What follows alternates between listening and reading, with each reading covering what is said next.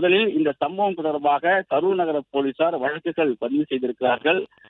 காவல் ஆய்வாளர் மணிவண்ணன் என்பவர் கொடுத்த புகாரின் அடிப்படையில வழக்கு பதிவு செய்யப்பட்டிருக்கிறது.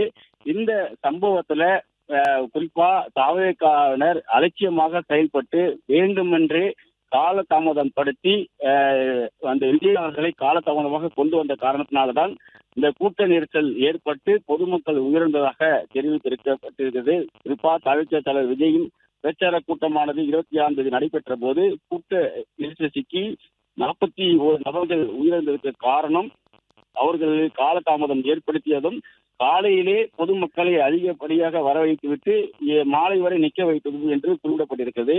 விஜய் 4 மணி நேரம் திட்டமிட்டு காலதாமதம் ஆக்கியதால் மக்கள் கூட்டம் அதிகமானதை தொடர்ந்து நெரிசல் ஏற்பட்டதாகவும் முதல் தகவல் அறிக்கையில் தெரிவிக்கப்பட்டிருக்கிறது. காவல் ஆய்வாளர் மணிவண்ணன் அளித்த புகாரின் பேரில் தான் இந்த வழக்கானது பதிவு செய்யப்பட்டு அதன் அடிப்படையில் தான் தற்போது பொதுச் செயலாளர் புசி ஆனந்தன், இணை பொதுச் செயலாளர் சிடிஆர் நிர்மல்குமார், மேற்கு மாவட்ட செயலாளர் மதியழகன் உள்ளிட்டவர்களை போலீசார் தேடி வருவதாகவும் இன்னும் சற்று நேரத்தில் மதியழகன் கைது செய்யப்படலாம் என்றும் தெரிவிக்கப்பட்டிருக்கிறது. குறிப்பா கரூர் மாவட்ட செயலாளர் மதியழகன் கொடுத்த விண்ணப்பத்தில் 10,000 தொண்டர்கள் தான் வருவார்கள் என்று எழுதி கொடுத்ததாகவும், ஆனால் பிரச்சார கூட்டத்திற்கு சுமார் 25,000க்கும் மேற்பட்டவர் வந்திருப்பதாகவும், மாலை 4:45 மணிக்கு தமிழக வெற்றி கட்சியின் தலைவர் விஜய் கரூர் மாவட்ட எல்லையான வேலாயுதம்பாளையம் தவித்துப்பாளையம் வழியாக நுழைந்து வேண்டுமென்றே காலதாமதம் செய்து தெருவில் அனுமதி இல்லாமல் ரோட் ஷோ செய்ததாகவும், பல்வேறு இடங்கள்ல இந்த ரோட் ஷோ நடத்தி போக்குவரத்திற்கும் பொதுமக்களுக்கும் இடங்களை ஏற்படுத்தி அதிக இடங்களில நிபந்தனைகளை மீறியும் வரவேற்புகள் நடத்தியும் காலதாமதம் செய்ததாக ஏற்கனவே இந்த முதல் தகவல் அறிக்கையில பதிவு செய்யப்பட்டிருக்கிறது.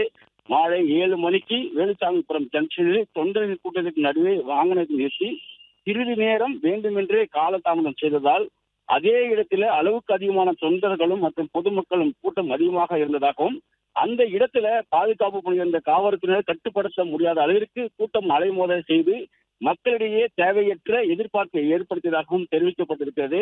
இதனால்தான் அசாதாரண சூழல் ஏற்பட்டதாகவும், கூட்ட நெரிசலால் மூச்சுத்திணறல், கொடுங்காயம், உயிர் சேதம் ஏற்படும் என்று தாவேக்கா கட்சியின் மாவட்ட செயலர் மதியழகனிடமும் பொதுச் செயலாளர் புசி ஆனந்திடமும் மற்றும் இணை பொதுச் செயலாளர் சிடிஆர் நிர்மல்குமாரிடம் மற்றும் தாவேக்கா நிறுவனர் பலரிடமும் பலமுறை தானும் டிஎஸ்பியும் எச்சரித்து அறிவுரை வழங்கியதாகவும், ஆனால் நாங்கள் சொன்னதை கேளாமல் தொடர்ந்து ஒரு அசாதாரண செயலில் தாவேக்காவினர் ஈடுபட்டதாக மணிவண்ணன் காவல் ஆய்வாளர் மணிவண்ணன் குறிப்பிட்டு அந்த முதல் தகவல் அறிக்கையில பதிவு செய்யப்பட்டிருக்கிறது. போதிய பாதுகாப்பும் போலீசார் வழங்கிய போதும் தாவேக்கா தொண்டர்களுக்கும் மாவட்ட செயலர் மதியழகன் மற்றும் நிர்வாகிகள் எவரும் தொண்டர்கள் சரிவர ஒழுங்குபடுத்தாமல் இருந்ததாகவும், இதனால் ரோட்டில் அருகில் உள்ள கடைகளுக்கு இழத்தர வேண்டி அமைக்கப்பட்டிருந்த குறுகிய சரிவான தகர கொட்டைகள் மற்றும் அருகில் இருந்த மரங்களும் கட்சி தொண்டர்கள் ஏறி உட்கார செய்ததால் தகர கொட்டாயை உடைந்தும் மரம் முறிந்ததால் அதில் உட்கார்ந்த தொண்டர்கள் கீழே நின்று கொண்ட பொதுமக்கள் மீது சரிந்து வீழ்ந்ததாலும் பொதுமக்களின் பெரும்பாலானோருக்கு மூச்சுத்திணறல் ஏற்பட்டு ஒரு அசாதாரண சூழல் ஏற்பட்டதாகவும்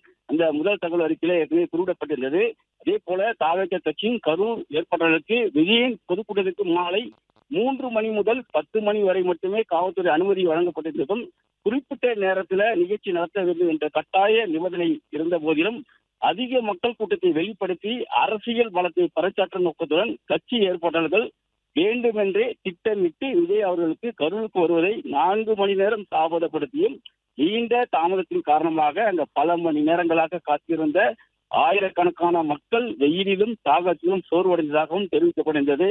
நீண்ட நேர காத்திருப்புக்கு போதுமான தண்ணீர் மற்றும் மருத்துவ வசதி இல்லாமல் அதிக கூட்டம் காரணமாக ஏற்பட்ட அழுத்தத்தால் மக்களின் உடல்நிலையில் சோர்வடைவு ஏற்பட்டதாகவும், இதன் விளைவாக மேற்படி சம்பவத்தில் அதிக அளவில் மிதிப்படும் ஏற்பட்டு அப்பாவி மக்கள் உயிர்ந்ததாகவும், மேலும் பலருக்கு காயங்கள் ஏற்பட்டு உயிருக்கு ஆபத்தான நிலையில் மருத்துவமனையில் அனுமதிக்கப்பட்டிருப்பதாகவும் தெரிவிக்கப்பட்டு அந்த முதல் தகவல் குறிப்பிடப்பட்டிருந்தது. இதன் காரணமாக முக்கிய குற்றவாளியாக அனுமதி வாங்கிய மத்திய மேற்கு மாவட்ட, அதாவது கரூர் மேற்கு மாவட்ட செயலாளர் மதியழகன் மற்றும் 2வது குற்றவாளியாக பொதுச் செயலாளர் புசி ஆனந்த், 3வது குற்றவாளியாக இணை பொதுச் செயலாளர் சிடிஆர் நிர்மல்குமார் ஆகியோர் பெயர்களும் மற்றும் சிலர் என்று குறிப்பிடப்பட்டிருக்கிறது. தற்போது இந்த 3 நபர்களை கைது செய்யும் தீவிரமான நடவடிக்கைகளில் காவல்துறை ஈடுபட்டிருப்பதாகவும், கரூர் ஏடிஎஸ்பி பிரேமானந்தன் விசாரணை அதிகாரியாக நியமிக்கப்பட்டு 5 தனிப்படைகள் அமைக்கப்பட்டு ஒவ்வொருவரை தேடுவதற்காக சுற்றித் திரிவதாகவும், தற்போது மதியழகனை கைது செய்வதற்காக அவரை நெருங்கிவிட்டதாகவும், புஷி ஆனந்தையும் அதே போல சீதா நிர்மல்குமாரையும் இன்று இரவுக்குள் கைது செய்து விடுவோம் என்றும் காவல்துறை தரப்புல தெரிவிக்கப்பட்டிருக்கிறது.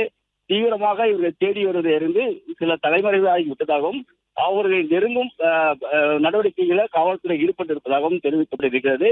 சீதா நிர்மல்குமாரும் புஷி ஆனந்த் இருப்பிடத்தை கண்டறியும் பணியில காவல்துறை ஈடுபட்டிருப்பதாகவும் தெரிவிக்கப்பட்டிருக்கிறது. மதிய அழகனை சற்று நேரத்தில் கைது செய்யப்படுவார் என்று காவல்துறை தரப்புல தெரிவிக்கப்பட்டிருக்கிறது.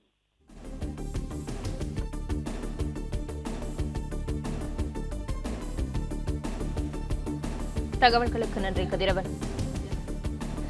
பிளே ஸ்டோர் மற்றும் ஆப் ஸ்டோரில் இருந்து பாலிமர் செயலியை QR கோடு மூலம் பதிவிறக்கம் செய்யுங்கள். செய்திகளை உடனுக்குடன் பெறுங்கள்.